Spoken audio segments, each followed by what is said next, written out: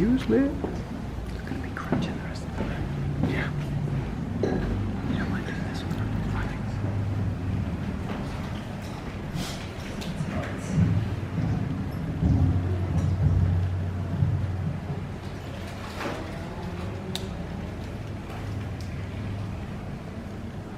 You know, I have known Swanko for a very long time.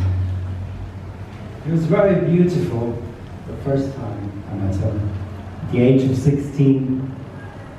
But, as my brother said, he has already met a woman of his life.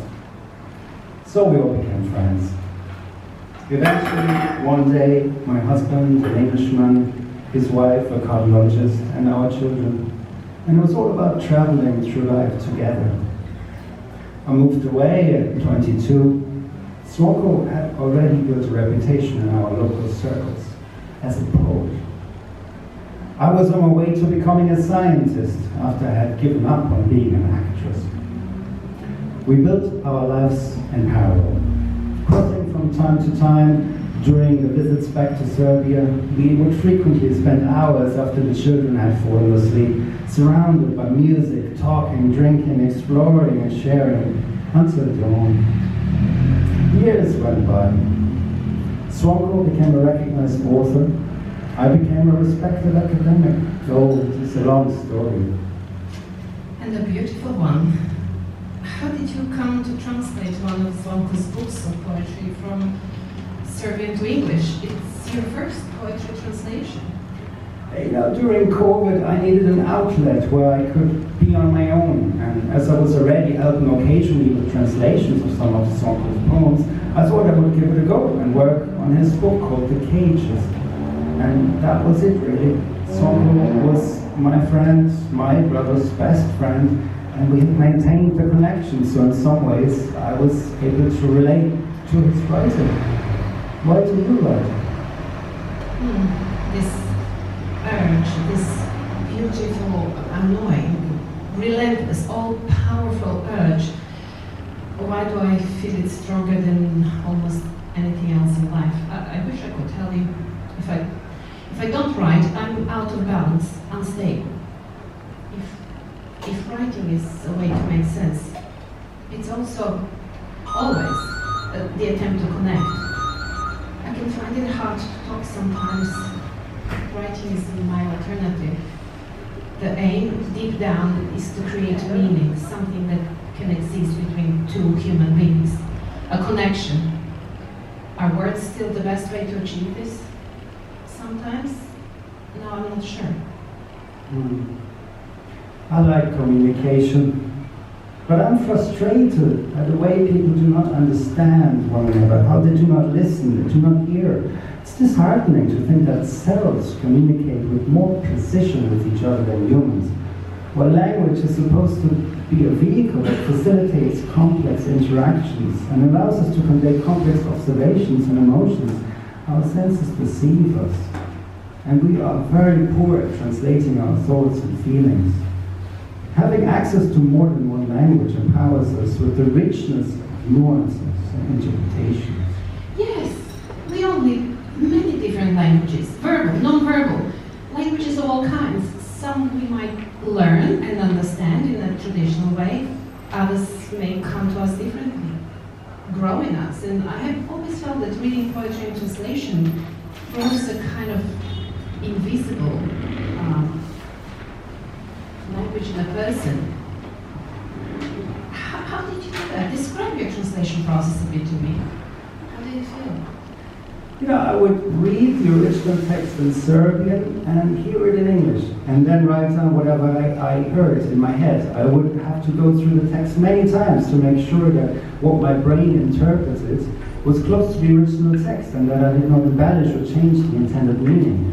It was challenging and thrilling to follow the author's sensibility and stay true to his words while choosing the most fitting expressions in English. I did struggle sometimes. How about you? What language feels closest to you? English does feel closer and has for many years.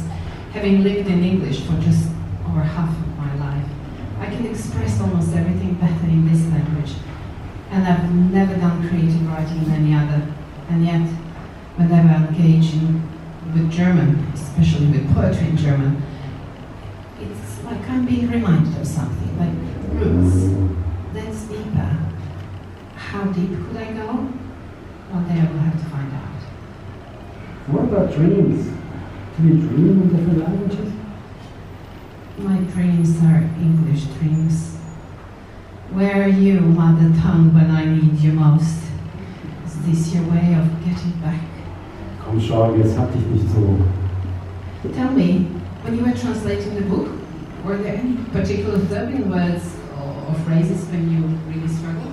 Oh, there were so many. The text I was working with was difficult.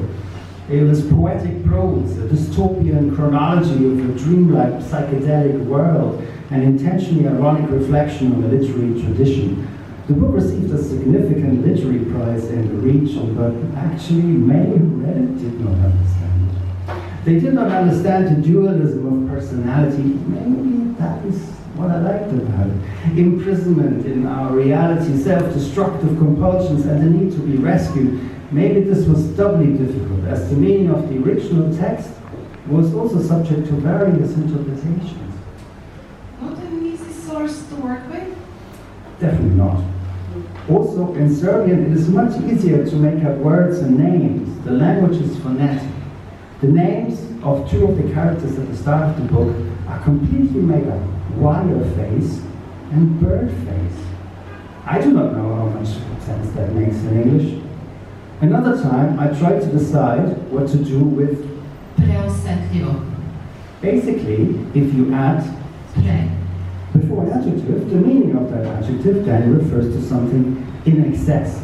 I had the choice of treating it as excessively sensitive, oversensitive, hypersensitive, or even unnecessarily sensitive.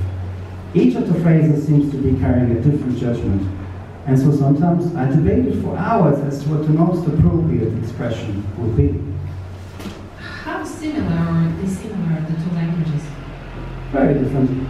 The sound, the rhythm, grammar, declinations, conjugations, genders, tenses, and then all of a sudden I discovered a possible connection.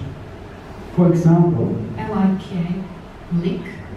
in Serbian it refers to a person, a character, but sometimes only a face. Today, I was intrigued by the possibility that this word might be related to like, as in likeness, and also for Pticolica. the name of a female, I could have said bird-like. I decided on bird face. Serbian is also very differently spoken to English. It sounds angry, even when we are lovingly talking to each other. And you? How do you escape from a day, a language form, expectations? I often think that the only real escape being offered up in this world is in the space that exists where a poem opens up. Enter, always at your own peril. And something might, just might, shift, and maybe enough for a brief, free, dangerous, beautiful elsewhere. But perhaps I'm getting carried away. Call me